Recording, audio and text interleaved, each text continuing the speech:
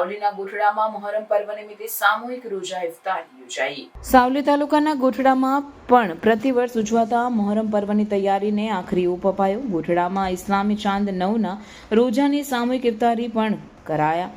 આજે વિશ્વ સહિત ભારતભરમાં અસત્ય પર સત્યના વિજય દિવસ રૂપે મોહરમ પર્વની મુસ્લિમ સમાજ ભારે શ્રદ્ધાભેર ઉજવણી કરાતી હોય છે। તે અનુસંધાને વડોદરા જિલ્લાના સાવલી ગોઠડામાં પણ દર વર્ષની પરંપરાગત રીતે ગોઠડા ખાતે મોહરમ પર્વની ઉજવણી થાય છે અને કલાત્મક તાજિયાની સ્થાપના પણ કરાઈ છે।